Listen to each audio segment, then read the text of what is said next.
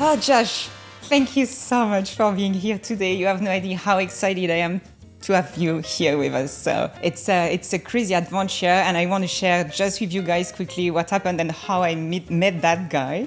I just finished 3 days of training, like about public speaking with you, and it was incredible. It was amazing. Honestly, I when I first came there, I thought it was going to be like a mindset thing about how to breathe, like kind of boring. But at the end of the day, this guy delivers an entire process.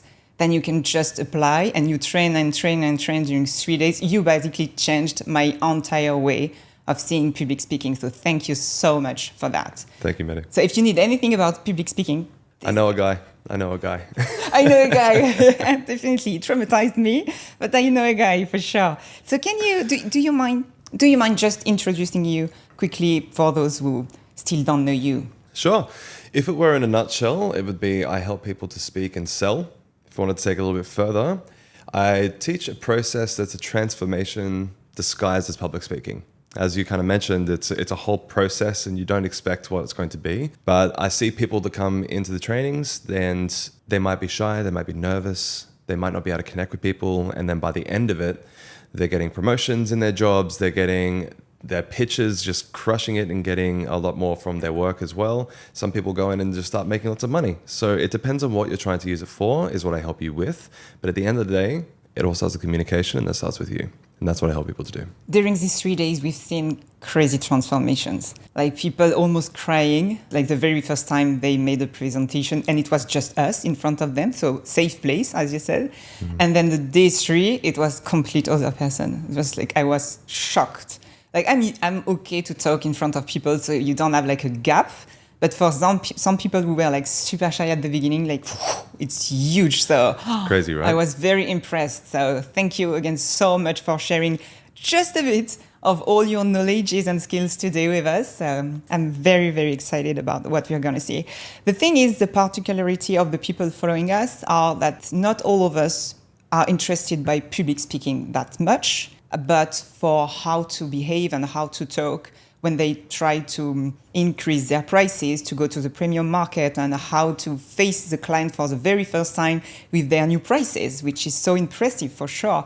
So the thing is, I need your help to share with them some tips and some ideas. And my very first point would be like, when you're selling a high-end offer, how do you come across as confident and premium and not as arrogant, which is one of their biggest fear, like thinking they oversell, like the price is overestimated, so they don't feel comfortable with it, so they feel like imposter syndrome, basically. What I've noticed from my side, at least, and my experience, the people I've worked with, is that when you don't believe in your own product in the beginning, then it's very difficult to sell the transformation at the end. And when you begin, you won't believe in it, so you'll come across as desperate. When I first came to Dubai and I started to do music, because I was a musician for 10 years, I would take any performance that I got because I just needed the money. So then when I tried to raise my prices, I couldn't come from that place of, I'm worthy of these prices, essentially. Mm. And what would happen is when I would try to get to the amount that I really wanted to be, I couldn't answer the questions when people asked me, like, what do you do? And how much do you charge? I'd be like, oh, whatever it is. And because I wasn't certain in what I was giving and the value that I was providing with my music, I wasn't able to actually give that alignment in the way that I spoke. And I can go into the body language and tips and all this stuff in a second. But the reason why I tell this story of the foundations of your belief in yourself and what you have to provide, if you don't start with that, then people can sniff out when you're faking it. They just can. You know the people that are desperate for a sale. I definitely agree, like 100%. Like it's just about just try. Worst case scenario, it doesn't work. And like some sales technique just to share about that as well, because I'm thinking about it when you say that, is you have to calculate how many products you need to sell to survive, and once it's done, just increase and try. Mm. And then even if you look arrogant, you are the only one to think that you basically are arrogant. Yeah. So at the end of the day, French people are so posh. You French people, I love French people. We had this conversation before. I love French people. So in terms of coming across as arrogant, you probably might in the beginning, and that's normal. Okay, until you start to learn how to control your voice, your tonality, your body language, the way in which you connect with people, until you start to learn how to do that really effectively, even when you're faking it, you're probably going to come across as arrogant at the beginning. But this is the beauty of imposter syndrome, is that in order to be able to get somebody, you have to become an imposter for a certain amount of time until you're no longer an imposter. Because if you want to become something, you're doing something you've never done before. So fake it until you've made it. Yes, somewhat. But it's more to grow into the process. Most people get stuck by the start of imposter syndrome because they think that they're not worthy, or they're not good enough, or what if they find me out? And it's the process of creation and practice. So if you see the client or the lead as, this is an opportunity for me to practice my ability to say what I'm worth, then that starts to change the game. So you would suggest basically to train? 100%. See it as a training ground, as a practice. And a lot of people, they find it very difficult to be able to sell high end because they might only have 1 or 2 leads. They might only have 1 or 2 people they speak to. And if those are your entire basket of eggs and there's just 2 in it, you're going to be very protective of it and try to get it right. And then if you fail, it's an issue for you. But if you've got 100 eggs, it's okay to break a couple in the process of, I don't know, giving birth to that idea. I definitely. So see it as a game, see it as a practice, see it as every single time that you do it as an opportunity for you to get better in believing yourself and your ability to sell. Do you think like the way you behave, the outfit you're gonna wear, some word specific? We already talked so many times about the power of words. It's just like insane. We underestimate that so much. And some forbidden words, like some things not to say when you try to sell something for the very first time and you are like freaking out, and some tips like that you could share with us? In terms of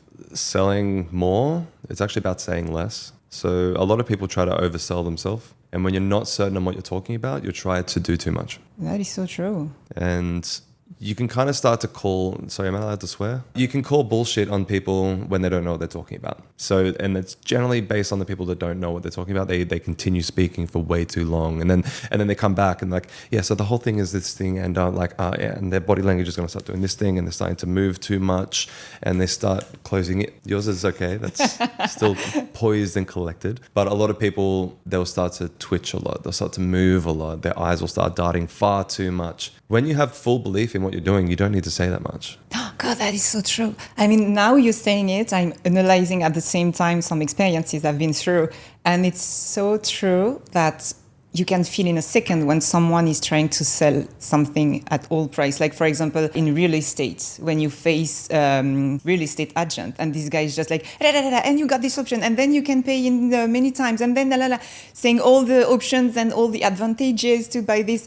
God, overwhelming, and you're just like, stop it. I need my brain to have like a free, you know, like I need a second, yeah. Yeah, just give me a bit of time to think, you know, and it's just you can feel that they want to sell it at all price. That is so true. So the secret would be silence. Just deliver the number of information that's important, and just give them the space. And wait and pause in the silence, because that's powerful. When I first started doing sales, I would wait until the end of the phone call to actually deliver the price. Now I say it from the beginning. Yeah. I say we have things from $2,000, $15,000, $20,000 up and anything like that. I say it from the beginning, and then it's my job to justify the value for them. Okay. When I get to the end, it's like, this is the amount, or this is the thing that I think is worth it for you. How would you like to continue?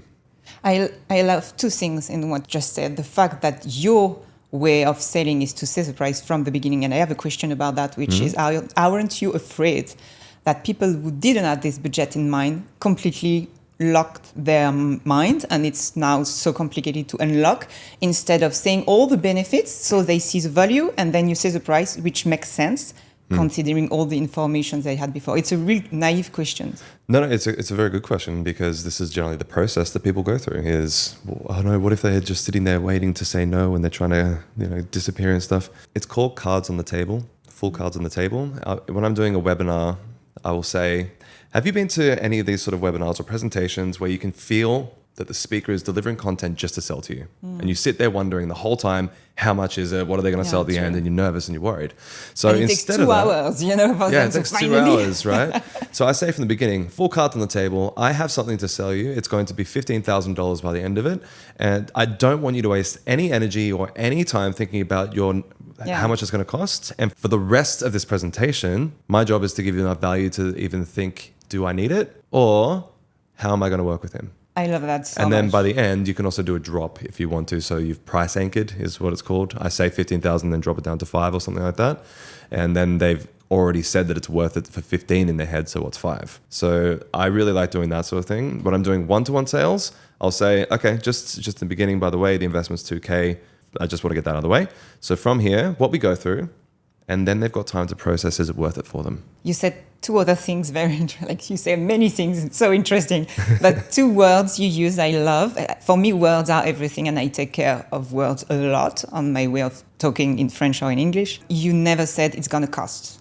You always said like it's an investment, and you said like if it's worth it, or you use specific words to say the investment. Like it's not only a price on the table and it costs that much. It's just like you're going to have something back. Yes. And I really, really love that. We underestimate so much. I already said it, but I'm going to say it again. Yeah, there's so many things words. about that. Yeah, because if you say price and cost, you're thinking about money, you're not thinking about outcome. Yeah. If you say investments or what you're going to get from this, it comes from the transformation at the end. Yeah.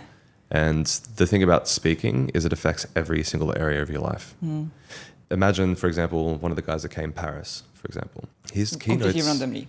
yeah, his keynotes are $15,000. And if he has the ability to hop into a sales presentation or in front of people and connect better and get one more keynote, that means that piece of information, that investment, is now $15,000 to him, which is replicable and repeated over and over again. And let's say that you're in your work and your job, and people start to see your value because they can connect with you better because of the way that you speak. Then you start to get promotions in your life as well. I had one person get 8 promotions in the last 3 years because of his ability to connect and communicate. Not because he became a new person, but because the way he expressed himself to the world and showed up changed. So the reason I say it's an investment is because it truly is. It comes back in every area. Well, you don't have to convince me about that, definitely. I mean, it's Speaking to the camera here. Penny. So just, I don't know, he's right. Makes so much sense. You said something about the fact that you talk about a specific price at the beginning and potentially you move to another price at the end. What do you think specifically, of course, when you work with luxury clients or clientele with budget, let's say, about discounts and things like that? I mean, I always say you have like a margin of negotiation if you really want a job, but how would you say it? How would you introduce it without saying discount or like I can do something for you because it's you, or like if you sign today it's 50% off or things like that, which is for me very vulgar for that type of market.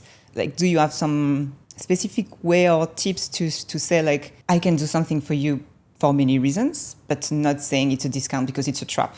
We all know that. Yeah, discount, you'll normally give a discount if you don't believe in yourself at the start. If you're selling a one-time service, what I would probably do is, absolutely, I'm with you on that, agree first. However, what we're doing in the next couple of months is we're raising the prices. So if you're actually going to buy from now, then you're saving a discount because in 3 months' time, it's going to be much higher.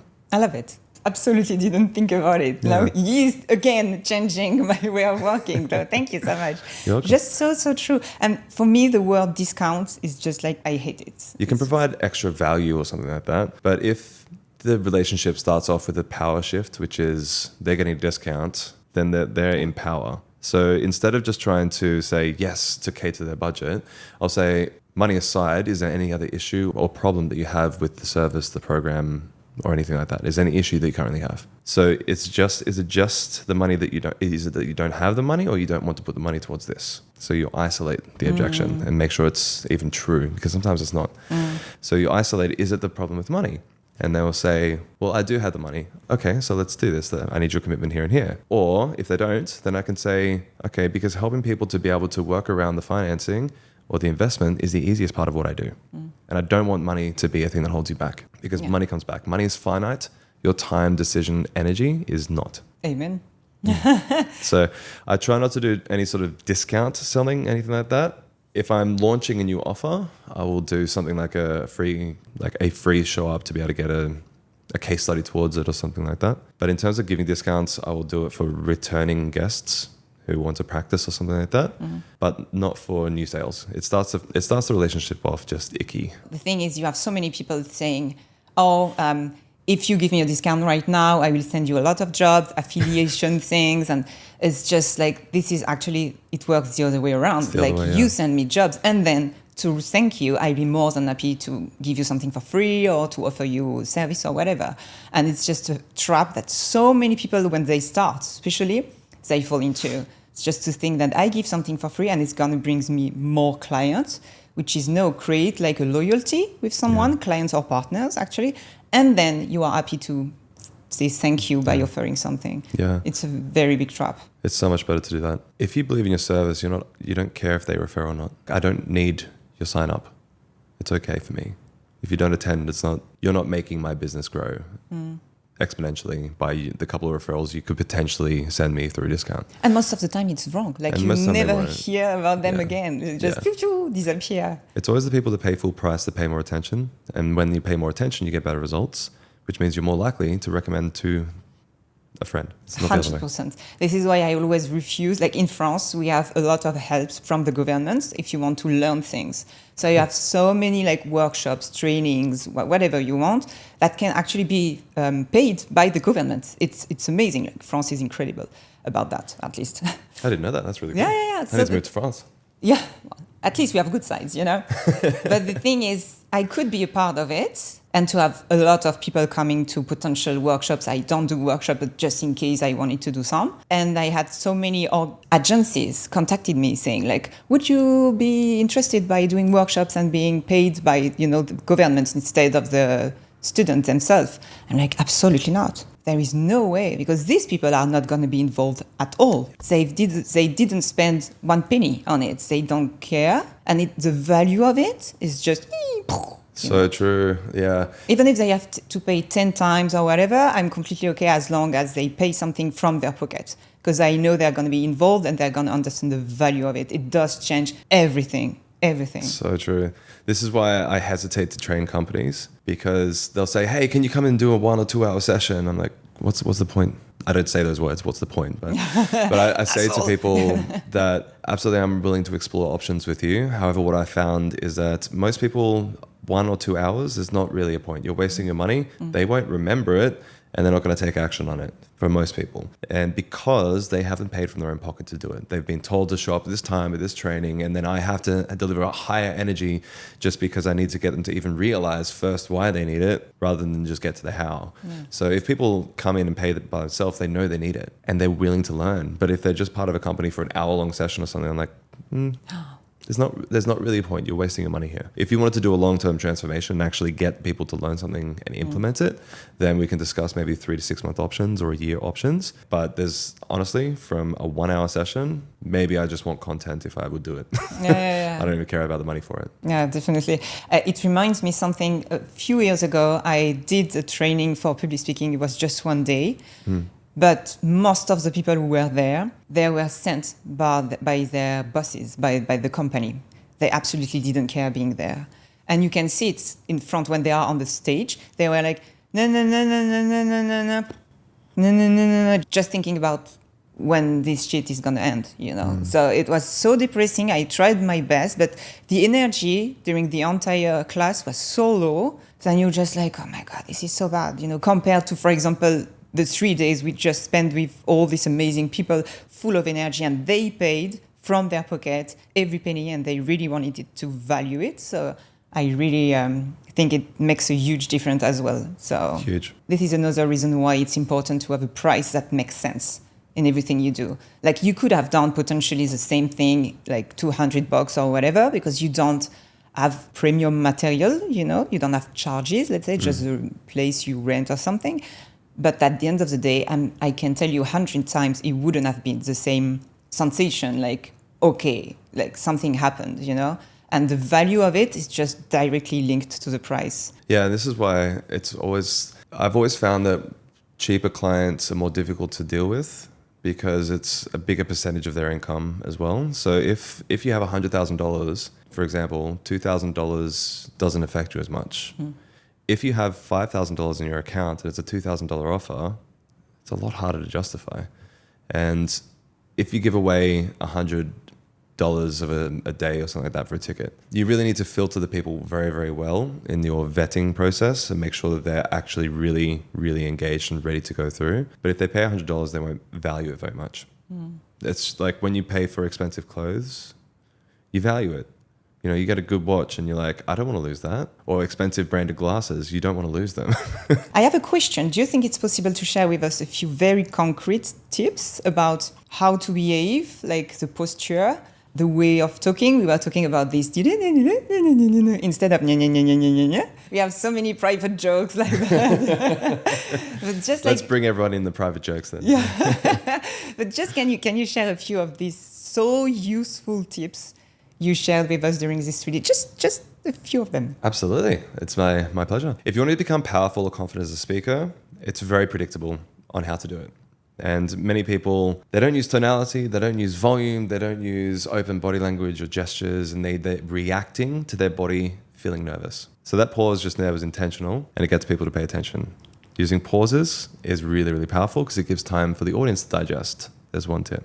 Slow your gestures down. Slow your body when you're speaking. So many people try to rush through things. And if you're listening to this, you can't see my gestures too well, but I'm moving my hands really, really fast. And then I'm starting to speak faster and faster and faster. And then I'm about to start getting tripped over my words. And I don't even know what I'm saying anymore because I'm reacting to my body rather than controlling my body. So if my body and my hands and my body language is an extension of my words, then I can become deliberate and start painting a picture with my gestures. So learning to intentionally use your gestures is powerful. When it comes to tonality, there are different elements of the voice. Most people could benefit from just speaking louder. Most people could benefit from speaking louder. A lot of people, I know that I've got a microphone right now, so I don't need to be super loud. But if I'm in a normal conversation, I'm probably about this sort of level, and this is about a 7 or 8. No, this might be about a 6 or a 7 out of 10. Most people are sitting about a 4.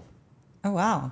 Most people sit about a 4 out of 10 when they speak. Maybe they're afraid to sound arrogant. Maybe they're afraid to be aggressive. Maybe they were told to shut up when they were a kid. I'm not sure. But either way, most people can benefit from increasing their volume. What that's going to do, you're going to start giving more energy. And you're going to stand up a little bit straighter and open your body posture, which is going to slow your voice down as well, which means you're going to become clearer. And with those things, people start paying more attention. Basic stuff like improving your volume can help. And you told me this because, as I said, you are the first person on earth telling me I'm not loud enough. Well, like people kept telling me, like, okay, it's the same, but just calm down. And you said something that convinced me. I have a very strong accent. I just accepted it. You know, it is what it is.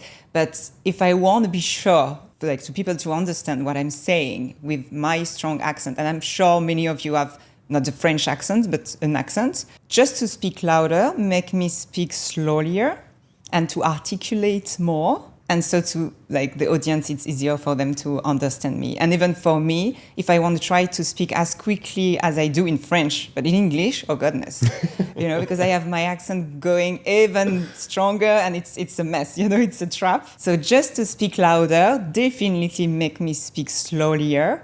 And I guess make me feel like it's easier to understand me. Yeah. That's definitely a very amazing tip for people with an accent as well. Yeah, it's very powerful, and you're already very clear. I really love your accent. I think it's very, very nice and warm, and it's just it's posh, but it's also inviting as well. But a lot of people, when they start to shift their accents, they will typically get the question of, but it's my accent, it's mine, it's a piece of me. What if I lose my authenticity in who I am during the process? From my side, what I normally see is that if you start with the intention is to make sure that the people listening can understand and connect with you, then sometimes making your accent a little bit more mild can benefit the conversation. And when I first moved to Dubai, I was horrible. Nobody could understand a single thing that I was saying. It was crazy. I actually asked him to speak a bit slower for all of us to understand, but for me as well. I also get a little bit excited, so I do speed up. But when I'm comfortable, I don't over-enunciate as well. So I'll be even more intentional about that for now. But when I first moved to Dubai, I remember I was at the Anantara Hotel on the Palm Jumeirah. These two people asked me, "Hi, how are you today, sir?" I'm like, "Yeah, how you going, mate? You all right?" Because he's Australian, actually. Because I'm Australian, which is not English, it's Australian. You know? Yeah, it's a different part. Yeah, it's a different place in the world. It's another language. But these two people just stared at me, and then they looked at each other to see if they could translate, if they would Google Translate next to me. And I'm just thinking, this guy doesn't speak English, can you help? But I thought that it was going to be, I thought that the Dubai was going to be a problem, and then it was going to be an issue for me. And then I realized, if I slow down and start to enunciate my words a little bit, then everybody can understand me. And I have a better experience. Everybody knows that in Dubai, everybody understands everybody because it's just like we all come with our accent from wherever we come from. So we have like an ability, extraordinary ability to switch our ear very quickly. So if they didn't understand you, means you were very, very bad. Very strong accent. It was crazy. And the reason why I say this is that for most of us, we hold on to that idea that how I speak is my identity. It's who I am. That's all I am. But if you think about your voice as just a pattern or an instrument, you've learned to play it a certain way for your whole life. So I'm 33 at the moment. Okay, I know I look like I'm 18. Jokes. I know I look like 60 or something. No, you look your age. Perfect. Okay.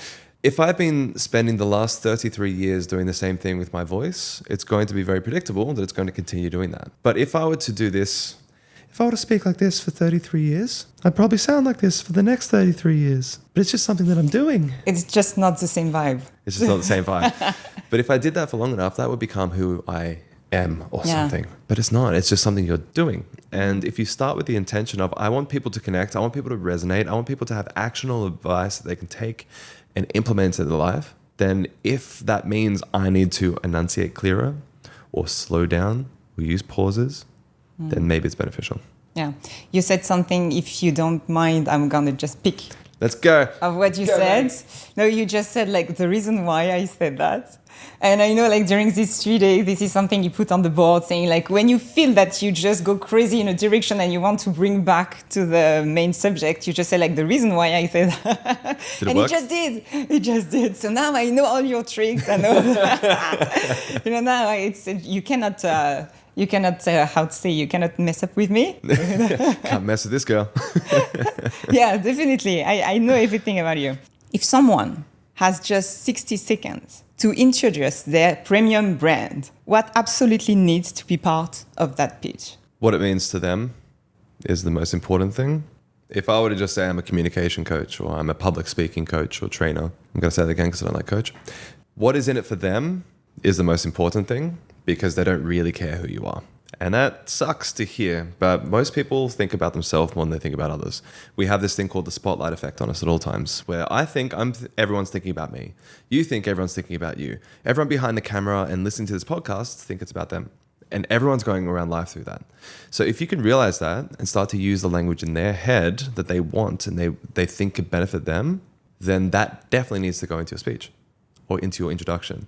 I like to play around with it sometimes. I'll do the elevator pitch of, I help people to find their voice and to become powerful speakers from stage so that they can sell more and connect with others and change lives and that sort of thing. I do that. But I also like to do ones where I get them to realize what I do. Is one time this guy was asking to introduce me to this powerful person in a certain position. And he's like, okay, Josh, you've got about 20 seconds to introduce yourself. Okay, no pressure. At all. I actually don't care who I meet anymore. Everyone's on the same level to me, so it's great. But I did this. I don't remember the exact line of questioning I did, but I did this. He asked me what I do. Just curiously, do you speak on a daily basis? Yes, yeah? Definitely. Yeah? Too much. And do you think that the way that you speak influences the people around you and your life and how you feel?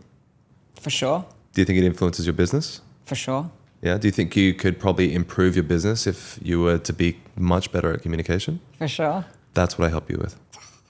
So good.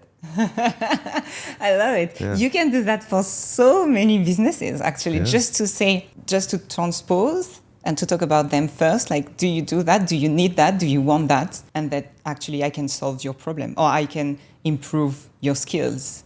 So you already have the needs, which is like they cannot say they don't because they just said they do, So it's, I love it. And if you remember at the start of the speaker training, little insight into it, you start with certain questions that no one can say no to. Yeah. And because people become predictable, people have the same desires and the same fears, and they want the same outcomes. They want time, money, freedom, and peace, and transformation and purpose. Realizing that, you can start asking questions that they can't say no to. And then when they say yes 3 to 5 times in your introduction and connection piece, they're like, yes, he gets me, he understands me, he can help me, or she can, So if you just know what those things are, you want people to be able to afford your product? Yeah.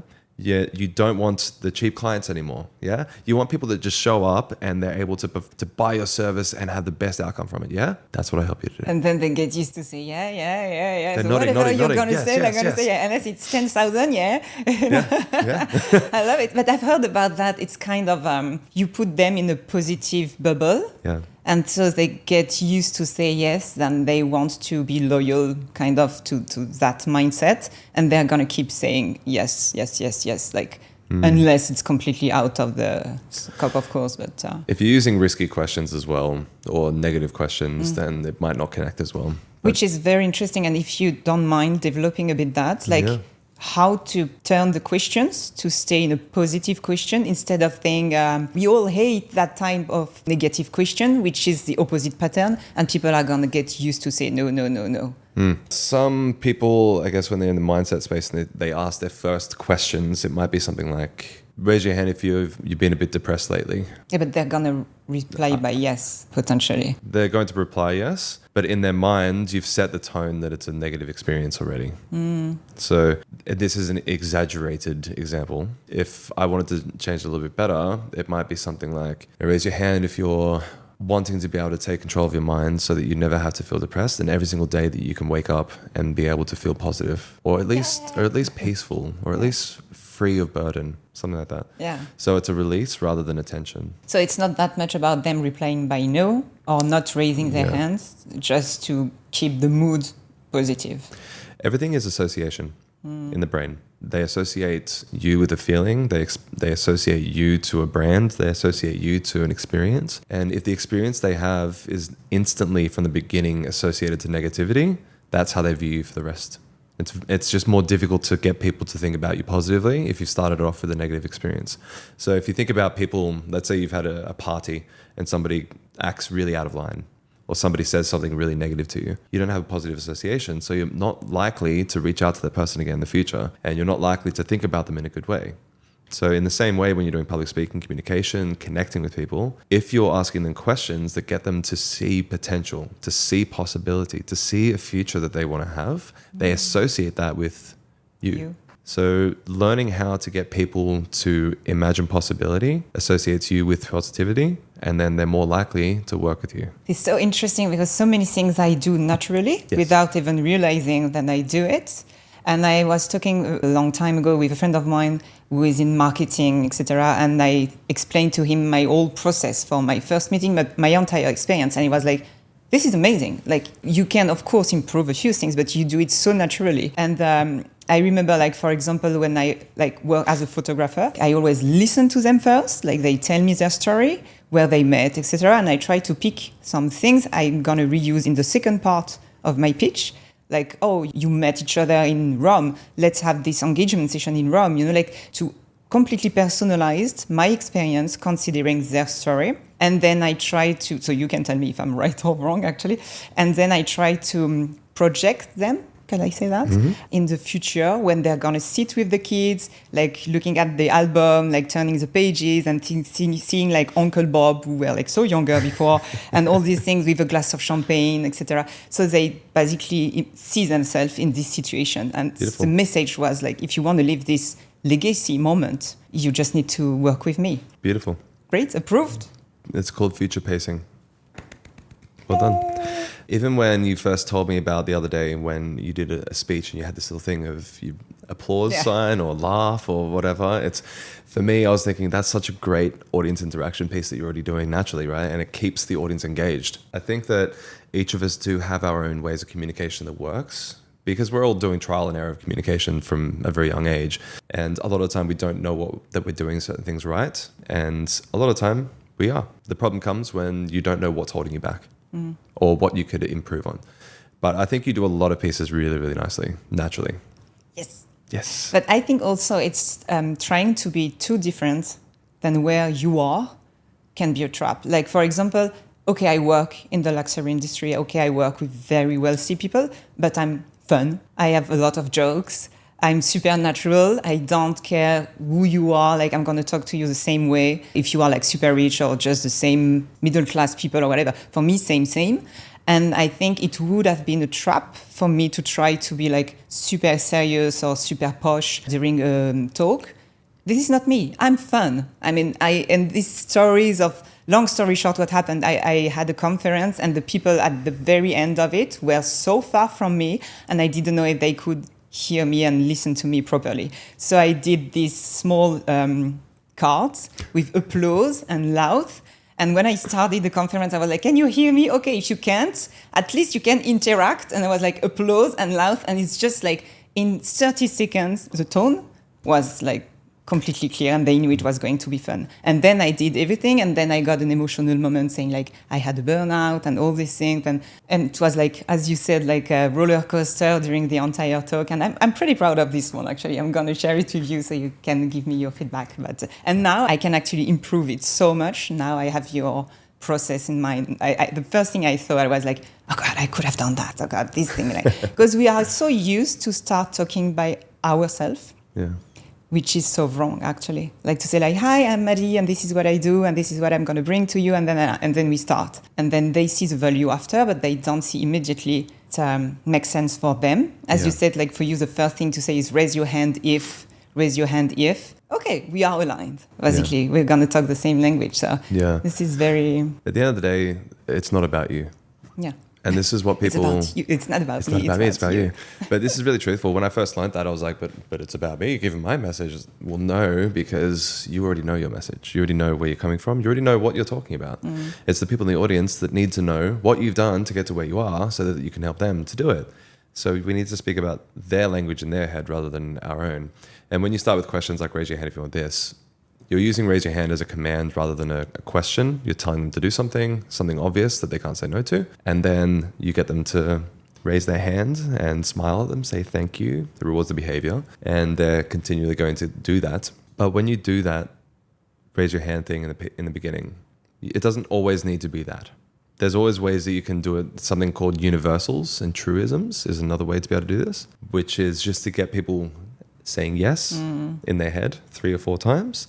Isn't it wonderful to be here with you, Maddy, on this wonderful Tuesday morning at the Dubai podcast studio? You've said yes to things that are universally true to both of us and that is currently happening. You can't say no to it. So that's a way to get you connected as well. And then I can ask you a question like, so just to kind of get a gauge of the room, I'm just curious about who is here today. You know, I've got a lot that I can speak about, but I just want to see how I can tailor it to you. But just raise your hands really nicely if you're here because you want to be able to improve your communication or you think your communication is important. And in a meeting with some clients, it could be like, do you agree that this is what you're looking for or something like that? Just to transpose it from like in front of 100 or more people and just facing like 2-3 clients to sell something would be like to ask them questions they have to answer. Yes, basically it's obvious. They don't have a choice. Yeah, when it comes to probing questions in sales, there's certain language that you use and certain ways to be able to overcome things. But when it comes to sales questions one-to-one, it's a lot of, okay, so you're looking for this, right? So you're looking to be able to improve your communication in the next 6 months, or why is now important for you to actually make this change? Why didn't you start 3 months ago, 6 months ago, or a year ago? Why is now important? And then you're getting people to frame that now is important. And you can start doing labels. Like I see already that you're the kind of person that takes action. I can see that you're not the kind of person that is held back by, you know, money or time and energy and those sort of things. When you want something, you just go out and achieve it, right? Yeah. I love it. It's insane. Like I thought I knew everything after these 3 days, but I keep learning. So thank you so much. I just have a question that I'm sure so many people are interested by, and me too. Something that happened many times to me, I have this energy. So I'm just when the screen turns off, the Zoom meeting turns off, I'm like, hey, hello, how are you? And everything, you know, and I can feel on the other side of the line that these people are, hey, we're good, thank you. Because of the time difference, sometimes they just woke up and I'm like trying to bring them to my world, and it's just so complicated because they are absolutely not on the same vibe than me. Not only because they don't have the same mindset or the same personality or something, just because they just woke up and they are not in the same vibe, or just they already had like 10 meetings with people before me, and it's so complicated for me to bring them to my energy. And so you talked about something very interesting last time, and I would love you to share it if you don't mind. Sure, matching and mirroring. Yes. Yeah, this amazing. Is so... just for this, it's worth it. Honestly, for me, game changer, because it's our nightmares, all of us. Like when you try to sell something and you feel that they are not in the same mindset, not in the same energy, and you are like trying to bring them with you, so complicated. And I think if you are not aligned, you can ruin the deal, basically. 100%. Yeah. People want to work with people that are like them because at the end of the day, your work is a lot of your life. Whether or not you call it work, it's part of your life. And if you're going to be spending so much time with people you don't like, you're probably not going to buy from them. When it comes to being able to connect with people and align with them so that you can sell them or work with them, however you want to say it, matching and mirroring and leading is really, really powerful. So if I were to hop on a call and somebody's clearly tired or having a rough day or something, I'm not going to start with the conversation of, hey, Maddy, good morning. I'm so excited for this morning. You know, there's too much of a gap. There's too much of a gap between it. It's like, hey, yeah, it's just a bit of a rough day. Oh, okay, yeah, I see. So you've had a bit of a rough start to the day, right? Amazing. Well, good news is that's earlier. So what we're going to do now is we're going to forget all about that. And what we're going to get into is what is possible for you coming forward. Okay, so I don't want to spend too much time on this. I don't want to spend too much of your energy because I realize that you are tired. And just to be respectful of your time, how much time do you have for now? Just curiously, maybe 10 minutes or so? More than enough, absolutely. So in the next 10 minutes, what is the most beneficial thing for you to consider working with me? I'm lowering down to their level, guiding them to where I want them to go, and then making them feel safe with my tonality. And then as I start to realize what they're wanting, I get excited because I naturally get excited. I'm not doing this process every single time, but I get excited. And then as I get excited, they start to bring out a tiny little smile. I'm like, yes, okay, now I've got you, let's go. And I raise the energy to where I want them to be because people don't buy in a bad state. They'll buy in a positive state. So before I do any sort of sales, I will do a round of applause or a gratitude sort of thing. I'll get people to firstly frame it for themselves as why it's important. So I'll say, what has been one thing from this weekend that's been already worth more than your investment? Oh my goodness. One thing, and I get you to write it down. And then I say, okay, so this is already worth more than the investment, right? So imagine if we were to spend 3 months together. So powerful. This just changed everything for me. Like I was used to think that I needed to fight for them to join me, but no, actually, I have to go at the same level, and then we grow the energy together. Yeah. It's amazing. Thank you so much. Thank you so much. I cannot imagine it's been already like almost an hour. It's insane. Has it? Yes. Oh my goodness. The time flies and we learned so much from you. So thank you again. If you want to learn more from that, guys, just follow on Instagram, Josh McCartney Official. Nailed it. Right? We'll put in the description, of course. And I don't have any other word than thank you a lot.